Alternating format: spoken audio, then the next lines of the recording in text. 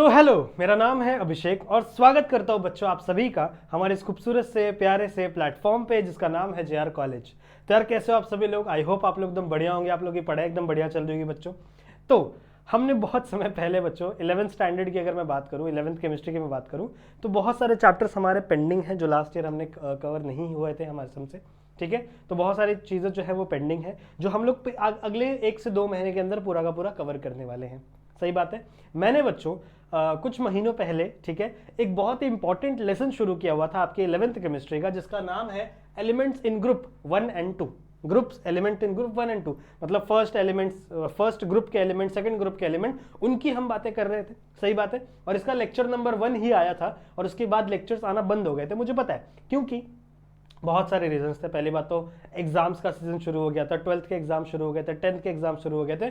तो मेजर जो फोकस होता है ना बच्चों, वो बोर्ड्स के एग्जाम में शिफ्ट हो जाता है बहुत समय, उस समय जब एग्जाम्स आ जाते हैं 10th के या 12th के, समझ रहे हो। तो उस रीजंस की वजह से बच्चों हमारा जो फोकस है वो ज्यादा उस तरफ शिफ्ट हो गया था, जिसकी वजह से ये लेक्चर्स नहीं आ पाए थे। पर ऐसी बात नहीं है कि हम लेक्चर्स नहीं बनाएंगे, हमने छोड़ दिया 11th केमिस्ट्री को, ऐसा नहीं है।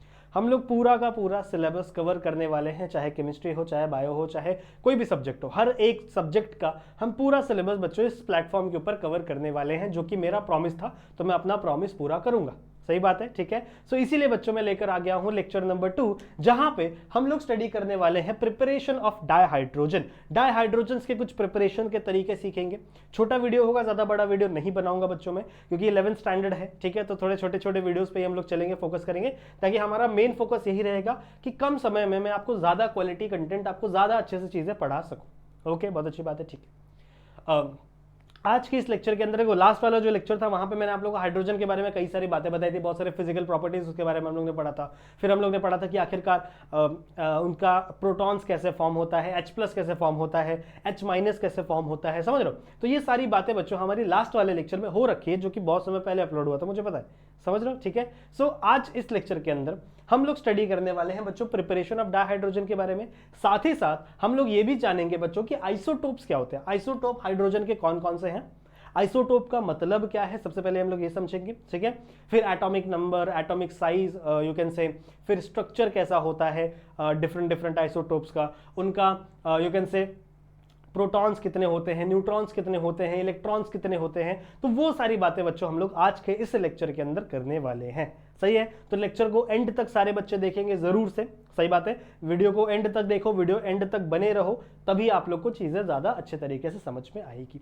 एक और बात, अगर आपको कोई भी डाउट होता है केमिस्ट्री में, बायोलॉजी में, मैंने सबका सब सिखाया है, तो बच्चों आप आ सकते हो मेरे इंस्टाग्राम पे, यहाँ पर आप आ सकते हो, बहुत सारे बच्चे कनेक्टेड है मेरे साथ, आप भी आकर मेरे साथ कनेक्ट हो सकते हो, वहां पर अपने डाउट्स मुझसे पूछ सकते हो डायरेक्टली डीएम में, चलेगा, ठीक है। स्टार्ट करें बच्चों, तो शुरू करते हैं लेक्चर नंबर 2, जहां पे हम लोग स्टडी करेंगे आइसोटोप। सबसे पहले हम लोग बात करेंगे बच्चों आइसोटोप्स के बारे में। What is mean by isotope? देखो, आइसोटोप हाइड्रोजन के हमें पढ़ने हैं, वो तो सही बात है, पर उसके पहले आपको ये पता होना चाहिए बच्चों, सबसे पहली बात आपको ये पता होना चाहिए कि आखिरकार आइसोटोप्स होते क्या है।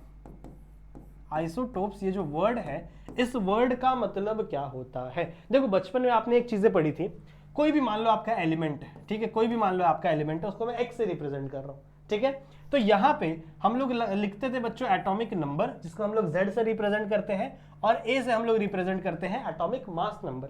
सही बात है, ए से हम लोग रिप्रेजेंट करते हैं एटॉमिक मास नंबर, और जेड का मतलब क्या होता है बच्चों, एटॉमिक नंबर। ये मैं लिख देता हूं, इसको मैं थोड़ा साइड में लेता हूं, पहले ये पता होना चाहिए आप लोग को, पहली बात, ठीक है। ये थोड़ा सा इंफॉर्मेशन आपके पास होना चाहिए। ये जो ए है, दिस ए का मतलब है, रुको कलर चेंज होना चाहिए, तभी आपको बेटर तरीके समझेगा। इस ए का मतलब है बच्चों एटॉमिक मास नंबर। सही बात है, इस ए का मतलब क्या है, एटॉमिक मास नंबर, और इस जेड का मतलब है बच्चों एटॉमिक नंबर, एटॉमिक नंबर। अब दोनों में डिफरेंस क्या होता है आपको पता है?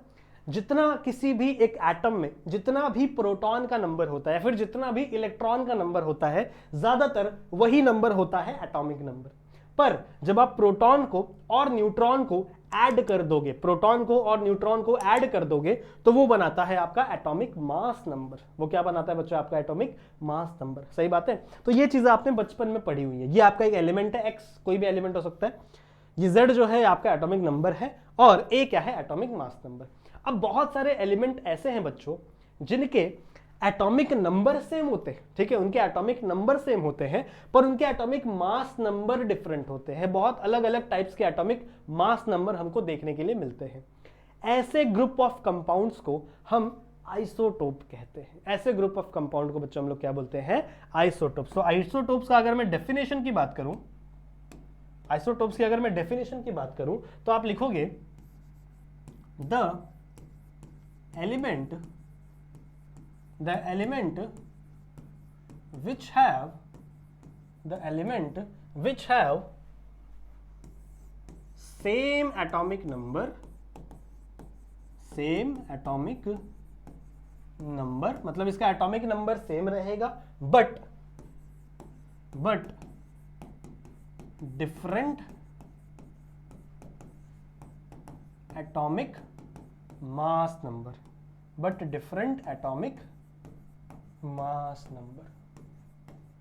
समझा क्या बोला मैंने, समझा?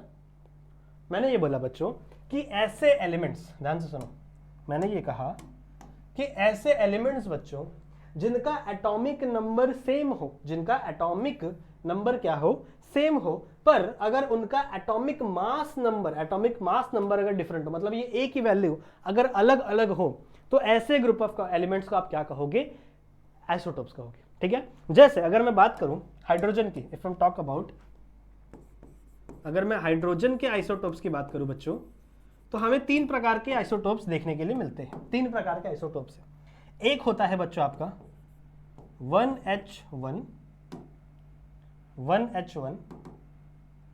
इधर भी 1 इधर भी 1, ठीक है, this is atomic number, this is atomic mass number. एक होता है बच्चों आपका 1H2, ठीक है, और एक होता है बच्चों आपका 1H3। अगर आप देखो तीनों कंपाउंड में, अगर आप ध्यान से देखो तो इसका एटॉमिक नंबर सेम है। ये जो नीचे वाला है this is atomic number Z, ये क्या है बच्चों, सेम है, पर जो ऊपर वाला है वो डिफरेंट है। समझ रहे हो, ये डिफरेंट है। एटॉमिक मास नंबर क्या है बच्चों, डिफरेंट है, इसका 1 है, इसका 2 है, इसका 3 है। इसी वजह से इन तीनों का नाम भी अलग अलग है। इसी वजह से बच्चों इन तीनों का नाम भी क्या है, अलग अलग है। ये जो पहले वाले भाई साहब है ना, ये है हमारे हाइड्रोजन, ये है हमारे हाइड्रोजन, समझ रहे हो। इसको हम लोग कहते हैं ड्यूटेरियम, इसको हम कहते हैं ड्यूटेरियम। और ये बच्चों आपका ट्रिटेरियम, समझ रहे हो, ये आपका ट्रिटेरियम।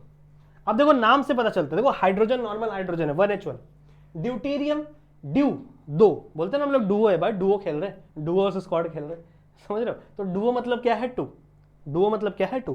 तो ड्यूटेरियम का मतलब क्या होगा, जिसका एटॉमिक मास नंबर 2 होगा, जिसका एटॉमिक मास नंबर क्या होगा बच्चों, 2 होगा, उसे आप ड्यूटेरियम कहोगे। 3 मतलब ट्राई, तो यहां पे क्या है, ट्रिटियम। ट्रिटियम मतलब जिसका एटॉमिक मास नंबर 3 होगा, उसे आप कहोगे ट्रिटियम, समझ रहे हो। So these 3 are known as isomer of hydrogen. Isomer of hydrogen कौन कौन से है बच्चों, 3 है, आपको पता होना चाहिए। एक है हाइड्रोजन, एक है आपका ड्यूटेरियम, और एक है आपका ट्रिटियम। समझ में आई बात, एक है आपका ट्रिटियम, समझ में आई बात। ओके ओके ओके, बहुत अच्छी बात है। इसको नोट करेंगे, सबसे पहले आप इसको नोट करेंगे आप, और उसके बाद बच्चों हम लोग बढ़ेंगे आगे।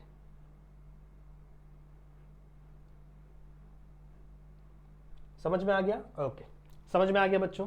ये नोट कर लीजिए, ये लिख लीजिए। वीडियो देखो, जब भी मेरे लेक्चर्स वीडियो देखा करो, मैंने 12th वालों को भी यही बोलता हूँ, जब भी मेरे लेक्चर वीडियोस देखा करो तो हमेशा एक बुक और पेन हमेशा साथ में रखा करो, ठीक है।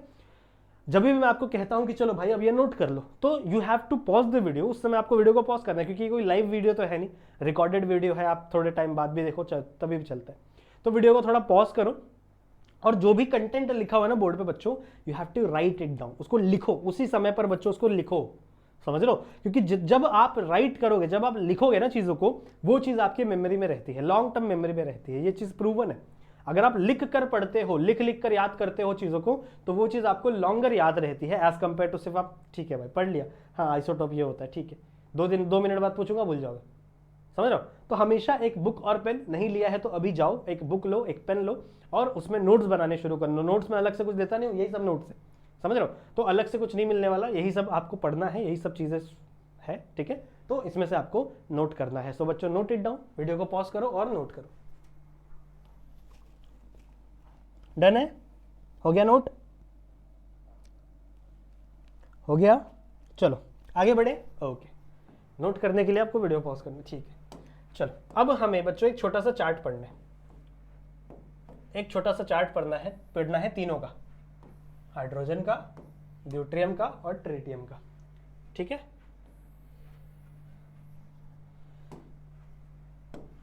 This is 1H1, this is 1H2, this is 1H3। ये ऐसा लिखने का स्टाइल सही होता है, मतलब 1H3 1H2, ये मैंने उल्टा लिख दिया था पर कोई बात नहीं, 1H2 1H3 ऐसा लिखने का स्टाइल होता है। So this is representation, this is representation, ठीक है? This is representation. इस तरीके से आप हाइड्रोजन को रिप्रेजेंट करोगे, ड्यूटेरियम को रिप्रेजेंट करोगे और ट्रिटियम को रिप्रेजेंट करोगे। अब इसके अंदर आपको मेंशन क्या क्या करना है, इसके अंदर आपको कौन कौन सी चीजें पढ़नी है, सुनिए जरा, देखिए। सबसे पहले आप लोगों को रखोगे बच्चों कि भाई नंबर ऑफ प्रोटॉन किसमें कितना है, ठीक है? नंबर ऑफ प्रोटॉन किसमें कितना है। फिर आप स्टडी करोगे बच्चों नंबर ऑफ इलेक्ट्रॉन किसमें कितना है। वैसे जितना नंबर ऑफ प्रोटॉन होता है उतना ही नंबर ऑफ इलेक्ट्रॉन होता है, ठीक है? सो नंबर ऑफ प्रोटॉन को आप P से दिखा दो, सही बात है। इलेक्ट्रॉन को आप E से दिखा दो, दिस इज गुड, ठीक है? आपको पता करना है बच्चों नंबर ऑफ न्यूट्रॉन, न्यूट्रॉन को आप N से दिखाते हो, ठीक है? नंबर ऑफ न्यूट्रॉन फाइंड करने का तरीका होता है बच्चों A minus Z, A minus Z, this is the तरीका जिससे आप neutron, number of neutron find करते हो। तो what is A? A is your atomic mass number, Z is atomic number, सही बात है? इससे आप फाइंड करोगे, समझ रहे हो? एंड द लास्ट थिंग क्या है? डायग्राम है शायद, हाँ डायग्राम। लास्ट थिंग क्या है बच्चों? आपको डायग्राम, तीनों के डायग्राम को डिस्कस करना है। ओके, तो डिस्कस करें बच्चों। ये चीज आपको पता होनी चाहिए कि किसमें कितना न्यूट्रॉन है, कितना इलेक्ट्रॉन है, कितना प्रोटॉन है और डायग्राम किसका कैसे ड्रॉ किया जाएगा, ठीक है? सबसे पहले हाइड्रोजन की बात करते हैं। हाइड्रोजन में कितने प्रोटॉन होते हैं बच्चों? एक, सही बात है। हाइड्रोजन में कितने प्रोटॉन होते हैं? एक। इसके पास कितना प्रोटॉन है? इसके पास भी एक, इलेक्ट्रॉन भी एक ही होता है, ठीक है? जितने नंबर ऑफ प्रोटॉन उतने ही नंबर ऑफ इलेक्ट्रॉन, जितने नंबर ऑफ प्रोटॉन उतने ही नंबर ऑफ इलेक्ट्रॉन, हमेशा ये चीज ध्यान में रखना। A माइनस Z, अभी आपको न्यूट्रॉन फाइंड करना है, A minus Z, okay. A क्या है बच्चों? आपका 1, सही है? यहां पे अगर आप देखो तो A आपका क्या है? 1, Z भी आपका क्या है? तो 1, 1 माइनस 1 कितना हो गया बच्चों? 0, मतलब आपका न्यूट्रॉन का वैल्यू क्या हो गया? 0। न्यूट्रॉन क्या हो गया बच्चों यहाँ पर? आपका 0, ओके। यहाँ पे बच्चों एटॉमिक नंबर जितना रहता है उतने ही नंबर ऑफ प्रोटॉन होंगे, उतने ही नंबर ऑफ इलेक्ट्रॉन होंगे। पर यहाँ पे हमें क्या फाइंड करना है बच्चों? न्यूट्रॉन, मतलब A माइनस Z, ये 2 माइनस 1 कितना होगा बच्चों? 1, सही बात है। सिमिलरली अगर आप यहाँ पे देखो तो प्रोटॉन 1, इलेक्ट्रॉन 1, 3 माइनस 1 कितना होगा? 2, 3 माइनस 1 कितना होगा? 2। तो मतलब इससे हमको ये पता चला कि यहाँ पे एक, इसके पास एक न्यूट्रॉन होता है, सॉरी 0 न्यूट्रॉन होता है, इसके पास एक न्यूट्रॉन, इसके पास 2 न्यूट्रॉन, बाकी प्रोटॉन न्यूट्रॉन सब एक ही है, इलेक्ट्रॉन प्रोटॉन एक ही है। अब इसका स्ट्रक्चर कैसे ड्रॉ करोगे? देखो ये है आपका बाहर वाला शेल और ये बीच वाला आपका न्यूक्लियस, सही बात है? ये बीच वाला क्या है? आपका न्यूक्लियस, ओके। अगर आप यहां पे देखो तो प्रोटॉन कितना है? 1, तो मैं प्रोटॉन को रिप्रेजेंट करूंगा P से, मैंने बीच में P लिख दिया। इलेक्ट्रॉन कितना है? 1, इलेक्ट्रॉन यहां पे रहता है, दिस इज इलेक्ट्रॉन, बस। क्या न्यूट्रॉन है? नहीं। तो this is the structure of hydrogen, this is the structure of hydrogen. Clear है? क्लियर है बच्चों? ओके। ये दूसरा न्यूट्रॉन का स्ट्रक्चर, ड्यूटेरियम, सॉरी न्यूट्रॉन नहीं, ड्यूटेरियम। इसमें कैसा होगा बच्चों? देखो एक प्रोटॉन, सही बात है, एक प्रोटॉन, एक इलेक्ट्रॉन, लेकिन इसके पास एक न्यूट्रॉन भी है, तो मैं यहाँ पे एक न्यूट्रॉन भी लिखूंगा। तो अब देखो इसका एटॉमिक वेट ज्यादा हो गया, 1 2 3, समझ रहे हो? यहाँ पे 2 हो गया, ये 2, ये आपका इलेक्ट्रॉन का वेट निग्लिजिबल होता है, इन दोनों का वेट करके 2 हो जाता है, समझ, इसीलिए एटॉमिक मास 2 हो जाता है। यहाँ पे अगर मैं बात करूँ बच्चों इसका, अगर आप स्ट्रक्चर देखो, यहां पे आपका बीच में क्या है, न्यूक्लियस। ओके, प्रोटॉन एक, इलेक्ट्रॉन एक, पर न्यूट्रॉन कितना है, न्यूट्रॉन अगर आप देखो तो 2 न्यूट्रॉन है बच्चों, तो मतलब एक एन यहां, एक एन यहां, 2 एन है इसके पास, 2 न्यूट्रॉन है इसके पास। समझ में आई बात, ठीक है। सो कुछ ऐसा स्ट्रक्चर आपको बनाना है। This is the structural representation, this is the structural representation. समझ में आ गया इतना, समझ में आ गया बच्चों इतना, समझ में आ गया। ओके ओके, समझ में आ गया। चलो आगे चले। ओके, आगे चलते हैं।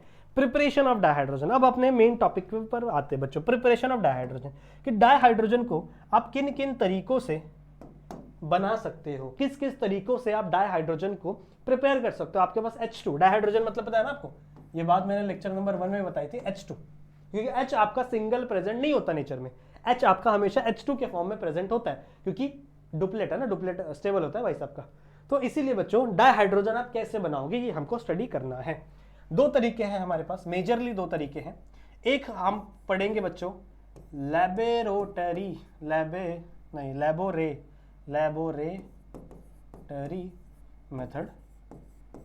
देखो नाम याद करने के लिए, स्पेलिंग याद करने के लिए ऐसे याद करो, लैबोरेटरी मेथड। और दूसरा है बच्चों इंडस्ट्रियल मेथड, दूसरा है आपका इंडस्ट्रियल मेथड। समझ में ये बात। एक है आपका लैबोरेटरी मेथड, लैबोरेटरी मेथड मतलब आप लैब में कैसे H2 जनरेट करोगे, लैब के अंदर कैसे H2 बनाओगे। और दूसरा है बच्चों आपका इंडस्ट्रियल मेथड। अब इसके अंदर क्या क्या पढ़ना है देखो ध्यान से। अगर मैं लैबोरेटरी मेथड के अंदर बात करूं तो आपको 2 रिएक्शंस पढ़ने हैं। एक आपको रिएक्शन पढ़ना है रिएक्शन विथ एन हो गया, रिएक्शन विथ एसिड। एक आपको पढ़ना है बच्चों रिएक्शन विथ एसिड। एक आपको पढ़ना है रिएक्शन विथ बेस। मतलब आप एसिड के साथ रिएक्ट करो या बेस के साथ रिएक्ट करो फिर भी H2 जनरेट होगा। यहां पे हम लोग रिएक्शन किसके साथ करेंगे, एसिड के साथ। किसका रिएक्शन करेंगे, जिंक का। ज्यादातर हम लोग जिंक यूज करेंगे बच्चों, यहां पे जिंक यूज करेंगे, बताऊंगा आगे रिएक्शन बताऊंगा, ठीक है। ये 2 रिएक्शन आपको लैबोरेटरी मेथड में पढ़ना है। अगर बात करूं इंडस्ट्रियल मेथड की, तो इंडस्ट्रियल मेथड में भी 2 अलग अलग रिएक्शन है। एक आप करोगे by electrolysis of pure water यानी डिस्टिल्ड वाटर। इसका आप इलेक्ट्रोलाइसिस करोगे, इसके अंदर करंट दौड़ा दोगे, समझ लो। और दूसरा है फ्रॉम कार्बन कह लो या आप कह लो हाइड्रोकार्बन, फ्रॉम हाइड्रोकार्बन या फिर आप कार्बन कह लो, समझ लो। तो इतने तरीके हैं बच्चों हमारे पास, ये कुछ तरीके हैं। ऑब्वियसली आज के लेक्चर में ये सारे तरीके कंप्लीट नहीं होने वाले, कुछ कुछ तरीके ही हैं बच्चों, ज़्यादा वीडियो को बड़ा लंबा नहीं करने वाले। एक सेकेंड, कोई मैसेज आ गया, कोई बात, ठीक है, समझ में आ गई बात। तो ये टोटल अगर मैं बात करूं बच्चों ऊपर से देखी जाए तो 2 तरीके हैं, एक लैबोरेटरी मेथड और एक इंडस्ट्रियल मेथड। लैबोरेटरी मेथड में बच्चों हम लोग 2 रिएक्शंस पढ़ेंगे।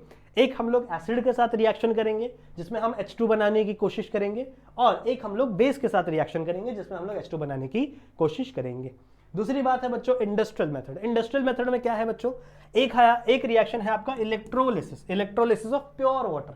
प्योर वाटर के अंदर से हमें बिजली पास करनी है, तो आप इलेक्ट्रोलिसिस करोगे, मतलब इलेक्ट्रो का मतलब होता है इलेक्ट्रिसिटी और लाइसिस का मतलब होता है ब्रेक डाउन।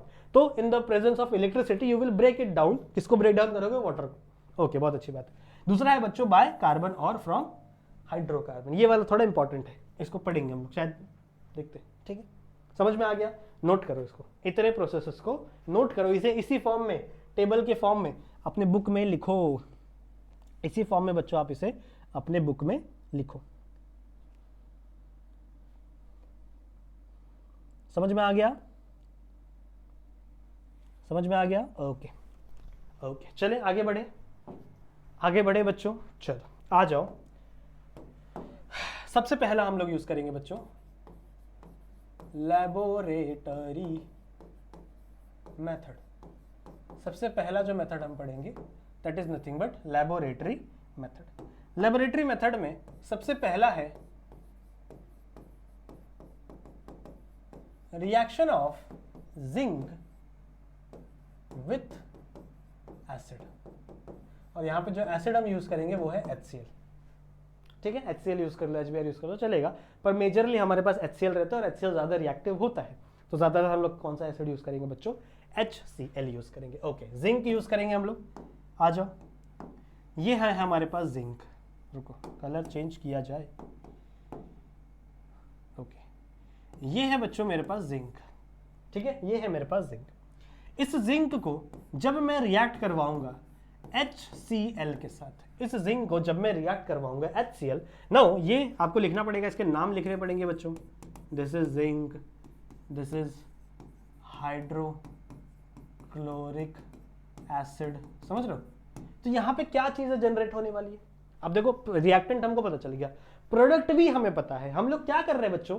प्रिपरेशन करवा रहे हैं। किसका प्रिपरेशन है? डाइहाइड्रोजन का। मतलब एक चीज कंफर्म है कि आपको H2 यहां पर मिलेगा। पहला चीज, बहुत इंपॉर्टेंट चीज, यहां पर बच्चों आपको H2 मिलने वाला है, और H2 ऐसा गैस मिलेगा, इसको हम लोग ऊपर उड़ाने वाले हैं।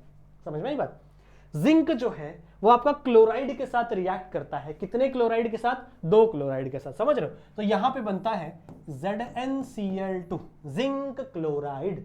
क्या बोलते हैं इसको हम लोग? Zinc chloride. अब अगर आप इस रिएक्शन को बैलेंस करना चाहो तो 2 हाइड्रोजन है, इधर 1 हाइड्रोजन है, 2 क्लोरीन है, इधर 1 ही क्लोरीन है, तो यहां पे आप 2 लगा दीजिए।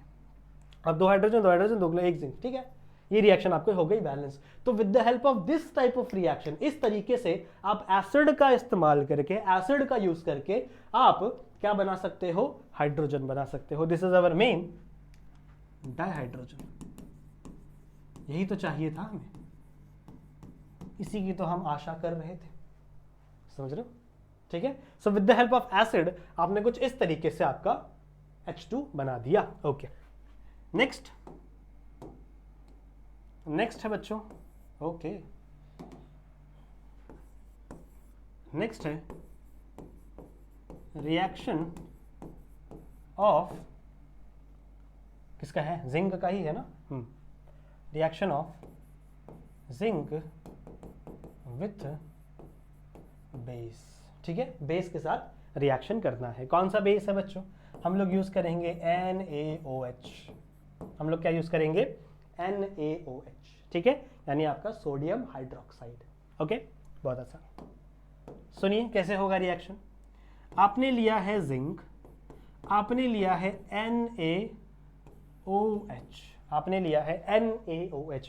What is this? This is, आपको हमेशा नाम लिखना पड़ेगा बच्चों, आपको हमेशा नाम लिखना पड़ेगा। This is zinc chloride. तो हमेशा जब भी रिएक्शन लिखो, ये चीज आदत डाल लो, इस चीज की आदत कर लो बच्चों, कि जब भी आप रिएक्शंस लिखोगे तो उसके नीचे हमेशा उसका नाम लिखो। वरना आप एग्जाम में अगर सिर्फ रिएक्शन लिख कर आओगे और ये नाम नहीं लिखोगे ना, तो अगर 2 मार्क्स का क्वेश्चन होगा ना, तो आपको सिर्फ 1 मार्क्स मिलेगा, आपके 1 मार्क्स कट जाएंगे, क्योंकि नाम बहुत इंपॉर्टेंट है। नाम 1 मार्क्स कैरी करता है, समझ रहे हो? तो नाम लिखा करो, समझ रहे हो? तो यहाँ पे आपको ये जिंक ऑलरेडी आपको पता है, ये क्या है बच्चों? आपका सोडियम हाइड्रोक्साइड।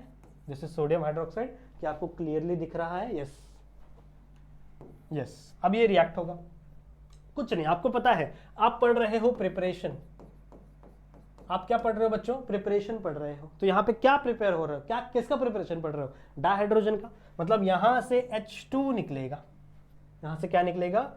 H2 तो निकलेगा ही निकलेगा। बहुत अच्छी बात है। एक ही हाइड्रोजन है तो 2 हाइड्रोजन कर दो भाई, 2 हाइड्रोजन कर दो, 2 Na बचा, 2 ऑक्सीजन बचा, 1 जिंक बचा। तो यहां पे जो प्रोडक्ट बनता है बच्चों वो है आपका Na2ZnO2। Na2ZnO2, समझ में आई बात? Na2ZnO2। क्लियर है? क्लियर है बच्चों? ठीक है, क्लियर है। This is the product that we got, this is the product that we got. तो ये है बच्चों तरीका, ये है बच्चों आपका लैबोरेटरी मेथड, जहां पे आप प्रिपेयर कर सकते हो H2 को in the presence of acid और in the presence of base. Clear है? डन है? नोट कर लीजिए। मैं साइड हो जा रहा हूं, वीडियो को पॉज करिए और नोट कर लिए। ठीक है, हो जाएगा। ओके, आगे चलते हैं बच्चों। अगली मेथड बहुत इंपॉर्टेंट, साथ ही साथ बहुत आसान है। वीडियो कितनी बड़ी हो गई है? ओके, आधे घंटे के ऑलमोस्ट वीडियो हो गई, तो दिस इज द लास्ट, इसको लास्ट रखते हैं। उसके बाद अगला वाला रिएक्शन हम लोग अगले वाले लेक्चर में ले लेंगे। कौन सा है? Second, that is industrial method.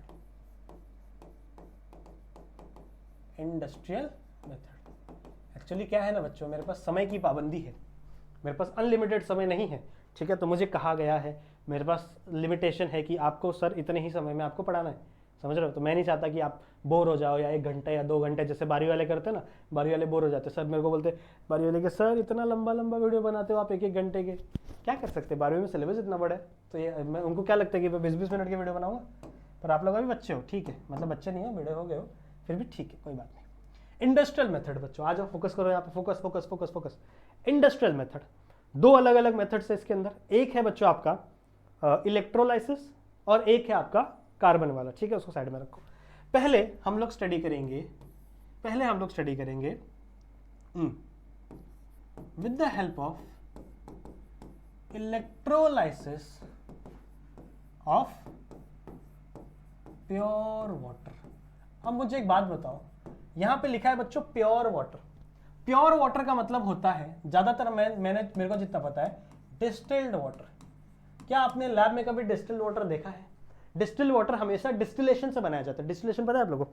अगर आप पानी को उबालो तो पानी की सी भाप बनती है, स्टीम बनता है ना, फिर उस स्टीम को आप कंडेंसर से वापस क्या करो, कूल कर दो, और वापस यहाँ पे पानी बनेगा।